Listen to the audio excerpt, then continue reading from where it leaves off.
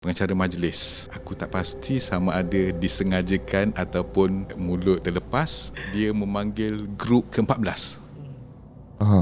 Sedangkan grup terakhir adalah grup 13. Just nice, selepas grup 14 dipanggil, angin kuat dan kejadian rasukan bermula.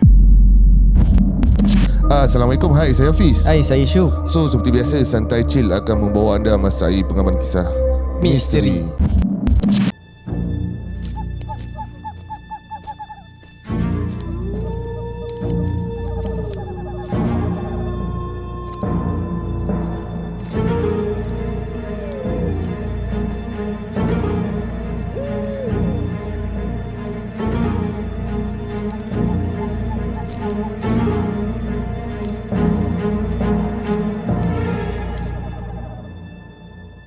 Bismillahirrahmanirrahim. Wallahu ashaddu ba'san wa ashaddu tanqila. Fallahu khairun hafiza wa huwa arhamur rahimin. Dan yakni ingatlah, Allah amatlah besar kekuatannya dan amatlah berat azab seksanya. Allah jualah penjaga yang sebaik-baiknya, dan dialah jua yang maha mengasihani dari siapa sahaja yang menaruh belas kasihan. Okey guys, hari ni orang kata orang jauh lah datang ke studio kita hari ni. Betul, jauh. Kita lately ni trend ramai yang dah mula berminat datang ke studio kan? Dan jadi kita juga mengalu-alukan kepada korang yang mungkin ada pengalaman seram, sudi-sudilah untuk berkongsi di platform ni. Macam mana caranya? Boleh tekan di WhatsApp di bawah. Tapi sebelum tu jangan lupa like, share dan subscribe. Yang mana dah subscribe, thank you so much. Dan pada korang yang mana belum follow kita punya social media di Instagram, di TikTok, bagi kami FYP kat sana supaya ramai lagi kenal Santai Chill. Dan mungkin bila dah ramai kenal tu, banyak lagi cerita yang akan disajikan pada korang semua. Betul, dengar cerita tetamu hari ni orang kata daripada negeri Awak. Awak? Awak Awak mana ah? Awak down tu. Okey, macam ni. Kita bagi dikenalkan diri dulu lah sebagai mukadimah. Assalamualaikum. Waalaikumsalam. Okey, ni dari mana ni? Oh, saya dari negeri Pahang. Awak Pahang awak down ke? Awak down seorang-seorang lah. Okey, boleh kenalkan diri sikit? Okay. Nama saya Lan, daripada Kuantan Pahang. Saya terpanggil untuk berkongsi pengalaman yang kita panggil Urban Legend ketika saya belajar di satu college swasta di Bangi, lebih kurang pada 20 tahun lepas. 20 tahun lepas? Ya, zaman betul. belajar Betul. Kita pun masing-masing ada pengalaman zaman belajar. Macam Hafiz sendiri Kalau kau tengok video kita yang terawal tu, Hafiz ada cerita pengalaman dia dekat tempat belajar dia, mana pergi cek sendiri. Termasuk aku pun ada cerita juga. So kita nak dengar lah. Kita datang dari jauh ni, confirm ada cerita yang menarik nak sajikan pada para penonton Santai Chill. Boleh tahu cerita ni berkenaan dengan apa? Okey. Sebenarnya kisah Urban Legend ni, batch aku dengan kawan-kawan aku pada tahun 2003 sampai sekarang, aku rasa tak pernah dikongsikan dalam mana-mana YouTube channel dan juga di mana-mana platform. Dia semacam tabu kepada batch kita orang. Yang mana benda tu tersimpan rapi lah. Sehingga satu hari, ini berdasarkan satu Instagram daripada Era yang berkongsi tentang satu konsert konsert healing dilakukan di dewan yang sama, yang mana kejadian misteri berlaku untuk batch aku pada 20 tahun lepas. Oh, okey. Baik. So ni berkenaan dengan mungkin kes histeria beramai-ramai? Ya, histeria beramai-ramai yang melibatkan satu batch lebih kurang 20 ke 30 lebih orang diserang histeria pada malam yang sama, malam penutup minggu induction. Okey, baik. So itu cerita pengenalan sebelum kita masuk cerita penuh. Jadi aku sebenarnya jadi nervous dengar suara abang ni. Kenapa? Bass dia kuat tau. Macam Edin Mat. Okey, baik. So kita pun dah tak sabar nak dengar cerita pada saudara Lan kita. Tanpa melengahkan masa, dipersilakan. Okey, cerita dia bermula biasalah. untuk batch SPM 2002. Pada ketika tu kali pertamanya dia satu program di bawah kerjasama UiTM dan College Politeknik Marabangi menjalankan twinning program diploma. So lebih kurang untuk batch aku lebih kurang 100 lebih students yang diambil untuk memasuki program tu lah. Seperti biasa, untuk setiap pelajar baru akan ada 1 minggu induksi. So minggu induksi berjalan tak ada masalah. Macam typical minggu induksi college atau universiti yang lain lah. Yang mana aku nak kongsikan kali ini adalah ketika majlis penutup minggu induksi tersebut, yang mana lebih kurang 100 lebih pelajar dibahagikan kepada, kalau tak silap aku, 13 ke 14 kumpulan. Yang mana kumpulan ni diwajibkan membuat persembahan di majlis penutup. Baik. Ketika aku berada di kumpulan awal, yang mana biasalah kalau 2003 Demam Akademi Fantasia kita buat parody. Parody ketika tu aku masih ingat lagi, juri-juri punya perangai lah, cara komen dijadikan bahan untuk diparodikan. Okay. Sampailah ketika grup terakhir kita ambil. Grup terakhir ni grup 13 lah ya. Grup 13 ni membuat persembahan tentang seksaan alam kubur. Okay. Untuk orang yang berumur sekitar akulah, hujung 30-an ataupun sampai pertengahan 40-an. Pada ketika tahun awal 2000 ada satu viral video tentang seksaan kubur, kalau korang tahulah. Yang mana satu adegan yang mana satu mayat, jenazah seolah-olah meronta-ronta, menjerit, meminta maaf pada ibu. Aku rasa nak diberi peluang untuk kembali ke dunia, untuk bertaubat, dan ketika itu diseksa. So kumpulan 13 ni dia membuat persembahan dengan penuh penjiwaan. Macam mana aku cakapkan tentang penuh penjiwaan tu. Kalau satu dewan, biasanya di pintu masuk dewan akan ada lebih kurang dalam jarak 40 ke 50 meter akan ada stage. Hallway tengah tu adalah untuk keluar dan masuk lah. Aku masih ingat lagi, pelajar lelaki duduk sebelah kiri, perempuan sebelah kanan. Okay, ketika grup 13 tu berlangsung, cuba bayangkan adegan yang mana jenazah daripada rumah diusung. Kumpulan ni membuat persembahan yang mana ketika masuk di pintu, surah Yasin telah dipasang lah. Dan dia membawa jenazah sampai ke stage hadapan. Ketika tu beberapa pelajar dah start rasa seram lah, termasuk diri aku. Aku pun tak berani sangat. Talqin dibacakan di atas stage. So seolah-olah aku berpendapat untuk memberi kesedaran lah kepada student tu, pengajaran kan. Okay. Selepas persembahan selesai, baru lupa aku nak cerita. Tiga persembahan grup 13 tu, lampu dewan dimatikan. Dimatikan, cuma di stage saja ada lampu. So perasaan seram dia, aku rasa kalau letak skala, maksimum lah untuk budak berumur 18 tahun, batch 18 tahun. Peristiwa rasukan beramai-ramai bermula pada selepas persembahan terakhir. Aku rasa lebih kurang jam 10 lebih.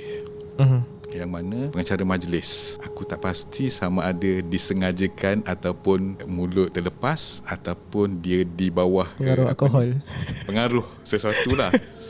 Dia memanggil grup ke-14. Sedangkan grup terakhir adalah grup 13. Just nice, selepas grup 14 dipanggil, angin kuat dan kejadian rasukan bermula. Yang pertama, dia macam ni tau. Kalau kita boleh bayangkan satu dewan yang penuh kiri kanan, kita ambil penjuru depan.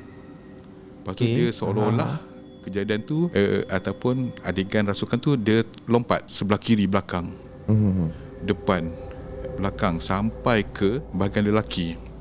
Lelaki ada student yang dirasuk, tapi aku kurang pasti sama ada kebetulan ataupun memang selalunya macam tu. Yang lelaki dirasuk ni adalah satu biasa budak-budak yang kita panggil nerd, ataupun sedikit lembut. Okay, yang mana kalau lelaki ni dia start tunduk, menangis. Kalau perempuan start merancau, mengilai, menjejerit, dan ada yang cuba keluar berlari. Okay. Dia melompat-lompat sampai senior Pesi lah ketika tu. Dah tak tahu nak buat apa, dia tutup pintu masuk sebab ada beberapa cubaan student yang dirasuk keluar. Untuk pengetahuan semua, dewan kami kolej tu tak sama macam kolej sekarang. Kolej tu di keadaan dia sekarang ni 2023. Dulu sebelah dewan tu adalah hutan tebal.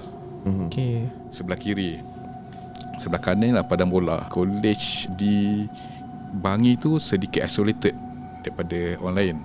Sebab dia duduk di antara kilang-kilang. So malamnya memang sunyi lah. Okay. So bila terjadi macam tu, semua yang aku panggil dia masih selamat lah. Total lebih kurang 100 yang kena rasuk, tak kurang daripada 20 ke 30. Majoritinya perempuan. Okay. So ketika tu, kalau siapa yang berada di dalam dewan tu, seolah-olah terperangkap lah. Kalau kita tengok macam mana cerita filem yang dirasuk dan kita tak boleh keluar, exactly macam tu juga pengalaman kami semua. Pintu terkunci ke apa? Pintu dikunci supaya pintu ditutup supaya mengelakkan student yang dirasuk lari. Kalau ada cubaan student lari, dia is either dia masuk sama ada dia ke padang ataupun dia masuk ke hutan. Itu yang disahkan oleh Fesi lah pada pandangan aku. Alhamdulillah kawan-kawan aku semua okey. Cuma yang okey-okey ni dia kendaki memegang sebab racauan, menangis apa semua dah merata-rata. So 3-4 orang kena pegang seorang. And bila orang cerita tentang tenaga orang yang dirasuk ni kuat, betul. Betul. Aku memegang kaki kiri perempuan, aku ingat lagi, dan terangkat. Terangkat. Masa tu juga aku tak pasti juga, because alhamdulillah aku tak pernah dirasuk ataupun menerima gangguan secara kuat lah. Kalau itu perasaan orang yang nak kena rasuk, macam itulah perasaan aku. Bila kau nak baca Yasin, ayat kursi, Fatihah, dia macam ingat lupa. Mungkin juga sebab aku rasa ketakutan yang melampau. Okay. Sambil satu dewan dikunci, wakil pelajar Fesi memanggil Ustaz Bampiran. Bangi ada satu Darussifat punya pusat. So Ustaz daripada Darussifat dipanggil. Sementara menunggu, Ustaz datang bersama warden lah semua. Kami ni tanpa satu guide yang betul, baca je lah. Yang mana dah tersedar. Yang mana sama-sama. Aku boleh cakap lebih kurang majoritinya masih di bawah rasukan tu, masih dirasuk, terutama wanita. Aku ingat salah satu adegan yang sampai sekarang aku ingat dengan jelas. Satu perempuan, dia menangis, mengilai, dan dia tunjuk di arah penjuru atas dewan. Macam dia lebih kurang, kalau kita boleh bayangkan satu dewan badminton, dia tunjuk kat penjuru atas dewan tu, dan dia macam melompat dan dia akan tunjuk penjuru. Aku tak pasti valid mana informasi yang mengatakan makhluk halus ni dia suka duduk di penjuru. Tetapi berdasarkan pengalaman kami, orang yang dirasuk tu menunjukkan ke arah penjuru-penjuru dewan. Di luar dewan, setelah beberapa ustaz hadir, kita tak dapat 100% recovery sebenarnya.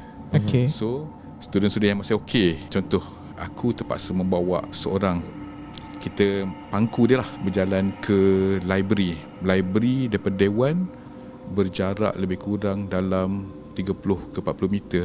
Okay. Kalau kita bayangkan, kita masuk sekolah, daripada pintu sekolah ke kelas ada lampu jalan. Pukul 9 lebih, 10 lebih di tengah-tengah hutan tu, cuma ada lampu jalan yang malap kalau kuning tu. Cuba kau bayangkan, bila kita lalu bawa mangsa yang masih tak sedar tu, lampu jalan ketika aku lalu bawah lampu jalan tu, lampu tu mati. Sama dia mati atau terbakar tak pasti. Sebelum tu okey. Ingatkan kebetulan bila lalu lebih kurang aku lalu 4 ke 5 biji lampu. Bila lalu lampu mati. Setiap lampu mati. Setiap lampu sampai ke dewan. So, siapa yang bawa ni memang aku rasa tahap ketakutan tu, cuma bersyukur tak terasuk lagi lah. Tak terasuk lagi. So lebih kurang macam tu kejadian dia. Yang mana aku dengar tapi aku tak pasti ada orang terlepas. Hey. Ada yang terlepas tapi lari ke padang. Lari ke padang. Tapi kami tak boleh nak mengenal pastilah because malam tu sangat gelap. So yang terlepas ustaz kena standby lah. Bila kita sampai di perpustakaan library tu, kita ada satu van college. So van tu dikumpulkan dalam 2 ke 3 bersama dengan kereta warden yang mana dirasuk tu bersama dengan pengiring lah seorang, dibawa ke pusat pemulihan tu, Darul Shifa yang terdekat di Bangi tu. Semua dibawa. So yang mana okey ni adalah satu pengalaman ngerinya. Kita kena jalan kaki daripada college ke hostel dalam, aku rasa dalam 500 meter ke 1 kilo jalan tepi jalan pada malam-malam buta, dengan pengalaman yang aku klasifikasikan sebagai ngeri lah. So itu pada kejadian malam tu lah. Menariknya, isu tu tak terhenti di situ. Ketika kejadian tu berlangsung, aku lupa nak cerita, kumpulan 13 yang mana yang kawan dibawa usungan jenazah tu menggunakan jenazah yang body yang betul. Body tu adalah kawan aku. So diikat seperti jenazah yang betul. So dia ketika kejadian tu berlangsung, dia berada di atas stage, di belakang stage. So sepanjang kisah tu terjadi, orang lupa dia ada di belakang stage. Mampus. Okay. Aku tutup mata lah. So selepas kejadian tu nak settle, baru orang teringat dia ada kat situ. Dia tinggal seorang-seorang lah kat dewan ceritanya. Dia tinggal seorang-seorang dekat atas stage tu, di belakang tirai dewan, tirai pentas. Ya, sebab sepatutnya kumpulan dia nak dah habis dah kan. Dah habis. Orang letak situ. Betul. Terlupa. Terlupa. Selepas pada kejadian tu, dalam pukul 2 ke 3 pagi baru semua pelajar sampai di hostel. Sampai di hostel, tak ada seorang pun tidur. Tak ada seorang pun tidur, tetapi alhamdulillah tak ada gangguan pada malam tersebut. Kalau siapa yang pernah belajar di college. Yang tadi member yang tertinggal kat dewan tu, dia masih kat situ? Dia masih di situ, dan ketika hampir habis ritual pemulihan tu, baru orang perasan dia ada kat situ. Then tetapi alhamdulillah tak ada gangguan pada dia. Tapi cerita dia pun menarik juga. Nanti aku cuba sambungkan kalau kita sempat. Malam tu, nak jelaskan cerita, parents semua dipanggil. So immediately, siapa yang duduk berhampiran, parents bawa balik. Dan college ditutup selama, tak silap aku, 1 minggu untuk sesi pembersihan. Sebab dikatakan kami ni melanggar sesuatu pantang, tak pasti apa. Mungkin orang-orang Bangi tahulah kot. Batch aku selepas pada kejadian tu, tiada program dijalankan pada waktu malam. Maksimum petang ataupun selepas maksimum sampai pukul 8 ke 9 saja yang kita akan gunakan dewan tu. Selebihnya digunakan untuk aktiviti riadah, badminton. Sampai aku habis belajar pada 2006. Ketika di hostel ada kejadian ngeri lah. Aku tak pasti sama ada lanjutan daripada kejadian tu ataupun kebetulan kawan aku yang dijadikan jenazah tu hampir tiap minggu dirasuk. Dirasuk, dan reti kata lain, pelbagai jenis jin atau setan masuk. Aku pernah masuk di bilik dia, sebab bilik hostel kami ni dia berbentuk L shape. L, tangga di L hujung sini, hostel bilik kita orang di L hujung di ujung L sana. So antara kejadian rasukan dia yang aku ingat, sampai antara yang terteruk sampai kami terpaksa pegang dia untuk dibawa ke Darul Shifa adalah satu malam yang mana lepas balik, budak-budak college kan, kadang nakal dia ada, lepas keluar balik dan dia dah start meracau. Aku ingat beberapa, aku tak pasti kaedah rasukan ni sama ada roh betul ataupun setan ataupun jin yang nak bermain dengan manusia. Because setan memang dia untuk menyesatkan. Antara yang roh yang aku ingat ataupun setan jin yang masuk badan dia, yang aku ingat kejadian tu mengatakan yang dia adalah seorang perempuan yang mati akibat ditolak oleh kaum baik dia ke gaung.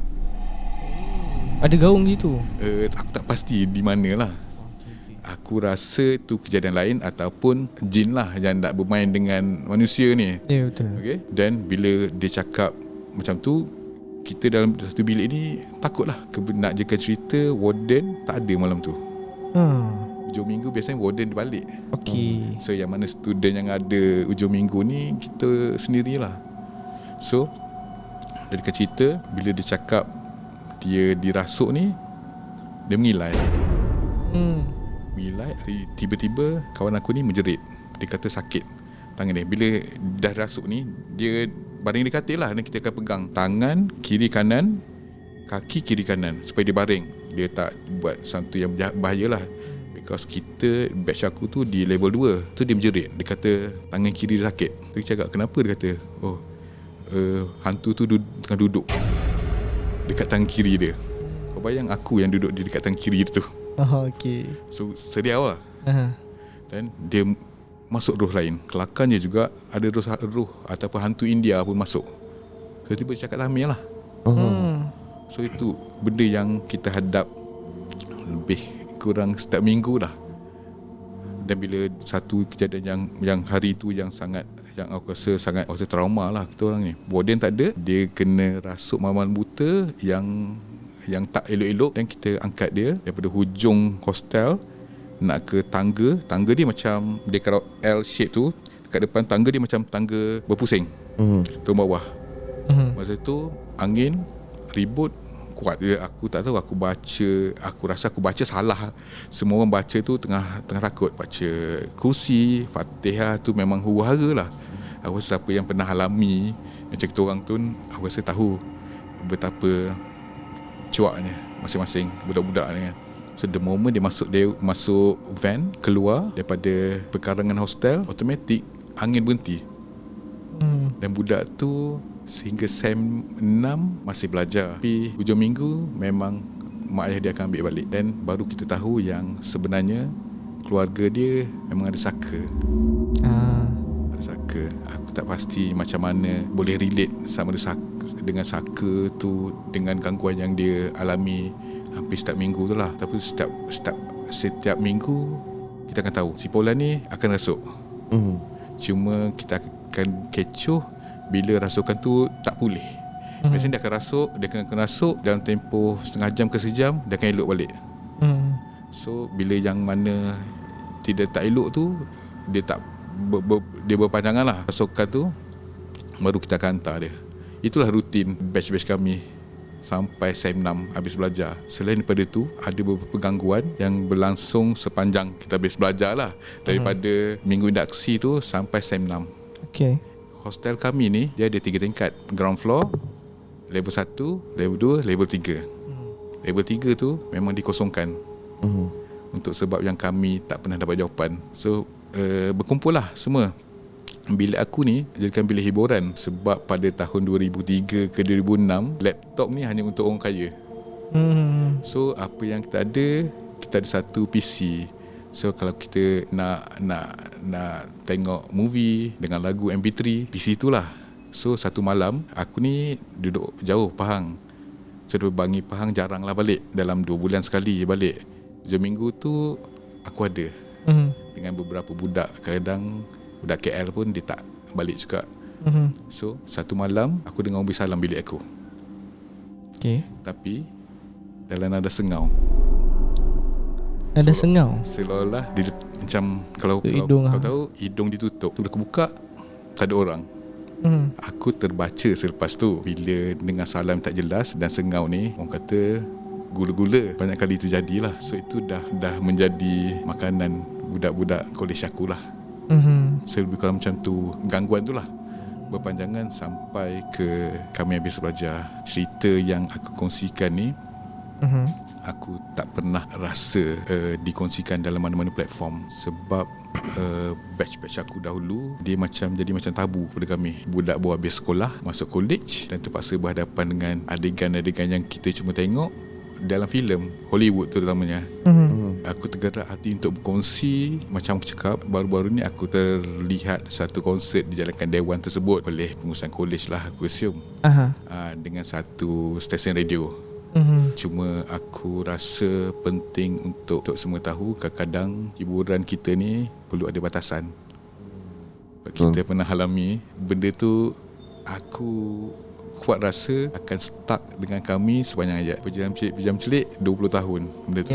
Secara ringkasnya macam tu lah pengalaman kami. Bila nak cerita, kadang bila teringat balik, naik bulu roma balik lah. Okay, so ya 20 tahun kan. Betul. Bila boleh ingat detail cerita tu, maksudnya dia satu pengalaman yang mahal juga, dan satunya pengalaman seram yang mungkin tak dapat dilupakan. Cumanya tertanya-tanya kan, nak bilah apa benda yang dia buat sampai jadi macam tu. Kalau nak ikutkan daripada persembahan yang kata usung jenazah tu,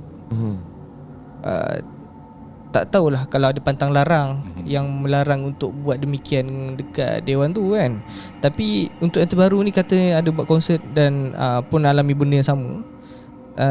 Dia buat nyanyian biasa je rasanya. Betul. Sebelum ni macam aku cakap, kisah ni tak pernah dikongsikan, and aku tergerak hati untuk berkongsi bila terdapat satu konsert dijalankan. Aku assume college di Dewan tu dah moden sikit lah. Hutan-hutan di sekitar pun mungkin dah tak ada, ataupun mungkin proses-proses untuk membuang spirit-spirit yang berada di situ dah dilakukan lah. So bila kita tengok video tu, kita orang ni, aku dengan kawan-kawan aku, kita orang masih lagi berhubung. Kadang-kadang kita jumpa. Lepas college tu, aku duduk di KL daripada 2003 sampai 2017. Belajar, sambung belajar, bekerja, berkahwin dengan orang sini. So kita sendiri berjumpa. Bila video tu muncul, dikongsikan dalam grup kita orang. Dan baru start kita bercakap balik. Dia kalau tengok cerita It lah, It macam tu lah. Lepas satu kejadian berlangsung tu, baru kita teringat balik kejadian tu, dan kita start balik, teringat balik lah tentang kejadian-kejadian tu. Seram, mahal, dan membuatkan kami ni belajar untuk beringat bila berkata-kata. Aku assume adalah orang terlepas laku, terlepas cakap malam tu. MC pun mungkin mulutnya terlepas bila dia panggil grup yang tak pernah wujud tu, dan seolah-olah macam mungkin mengundang persembahan pada orang benda gaib pula, untuk membuat persembahan. Dan dia bagi kita satu persembahan yang tak dilupakan sepanjang hayat lah oleh batch kami tu. Itu aku dapatkan macam tu lah. Lepas tu aku tanya dia yang sepanjang member yang dah dibungkus, dikafankan, dia tak belakang stage tu, dia ada tak cerita sepanjang benda tu berlaku, apa yang jadi kat dia, apa yang dia dengar, ada kongsi ke? Aku rasa rezeki dia tak diganggu. Tak diganggu. Sebab ataupun tak diceritakan. Sebab kawan aku ni, macam aku cakap, lepas beberapa kali dia dirasuk secara konsisten, baru family dia bercerita keluarganya ada saka. Aku assume, aku tak tahu betul tak, mungkin saka tu melindungi dia lah kot daripada kejadian rasukan tu. Tapi kalau aku berada di tempat dia, aku tak tahulah apa terjadi. Selalu kurang macam tu. So dia kan yang tiap-tiap minggu dirasuk? Ya, betul. Okay. Dan tiap-tiap minggu tu adalah hari yang sama atau berbeza? Dia berbeza. Dia selalu yang terjadi bila kami budak-budak baru 18-19 tahun, kita buat something yang nakal.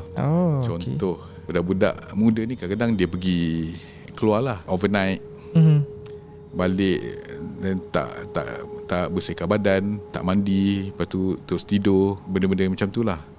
Biasanya terjadi selepas dia orang ni keluar outing. Mungkin badan kotor kot.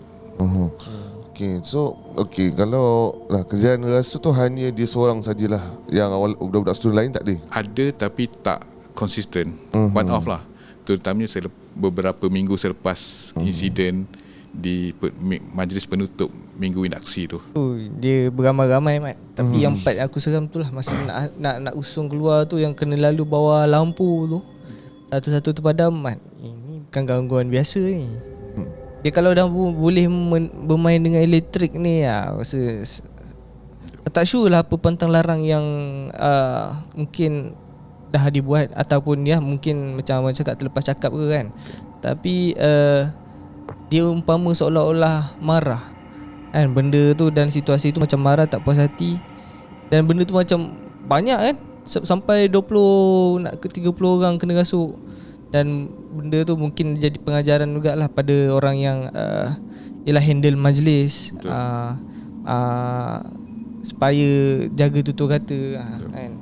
Dan benda ni aku percaya bukan jadi dekat Kolej Sabang ni juga, dan mungkin jadi kat Kolej ataupun orang yang tengah tengok ni dia boleh tahu tempat yang diceritakan ni sebenarnya kat mana. Tapi macam biasalah, kita bukan nak cerita tempat ni memang keras. Kita nak cerita yang kita ni kena ada adab masa buat apa pun. Jadi kalau kau nak cakap kolej yang diceritakan ni ataupun awak ni salah ke cerita tempat tu, tak. Pada aku semua tempat tu ada pengalaman masing-masing. Cumanya kita kena sentiasa berjaga-jagalah dalam tingkah laku. Betul. Macam ni lah, bila abang ni cerita kan, macam bukan dekat tempat ni kolej je. Kadang kalau macam program selalu orang panggil ni malam kebudayaan sebenarnya kan. Even kau dalam camping pun, kadang dalam camping kau tengah wah pun malam kebudayaan ni. Ada je masa zaman-zaman aku sekolah yang camping, malam budaya ni ada tu masalah kerasukan ni. Sebab dia terlalu happening. Dekat kawasan kata, alah contoh macam kawasan abang ni cerita kolej ni kan, maybe dia berdekatan dengan kampung alam sana kan. Kau pula wah dia pun hangit lah. Boleh jadi juga kan. Betul. Dan mungkin dalam ialah dalam minggu daksi tu berjumpa kawan hype sangat kan. Ada benda yang tak patut dibuat. Contoh kan, dalam tandas mungkin perempuan kotor kan. Betul. Kita tak tahu, boleh jadi ada benda yang dibuang, ataupun lelaki ada benda buat yang di luar pengetahuan dalam kumpulan diorang kan. Benda kalau tak bersih ni, benda ni dia agak marah lah. Wallahualam apa yang jadi. Cuma kita ambilkan cerita ni dijadikan pengajaran, supaya dijadikan tauladan. Apa yang jadi yang diceritakan ni supaya tak berulang lagi, walaupun dalam baru-baru ni terjadi kan. Jadi mungkin dah ada pengalaman lah kot orang yang handle dewan tu ataupun warden. Okay, baik. So aku rasa tu pengalaman yang menarik kan. Mungkin nanti insyaAllah kalau ada cerita lagi boleh kita kongsikan lagi. Betul. Mungkin sebelum kita habiskan video ni, ada pesanan yang nak dikongsikan dengan pendengar Santai Chill?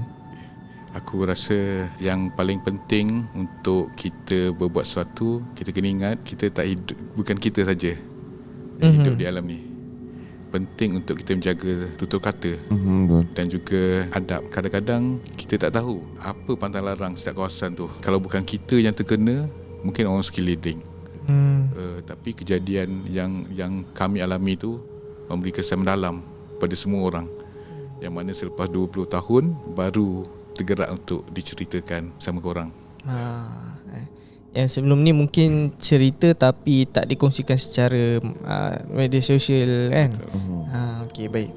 So thank you bang kerana datang dari jauh, sudi nak berkongsi cerita ni supaya dapat diberikan pengajaran tauladan pada pendengar Santai Chill. Dan korang boleh gunakan ruang komen sebagai ruang untuk perbincangan, ataupun mungkin ada pengalaman yang lebih korang sama atau kolej korang sama juga yang diceritakan.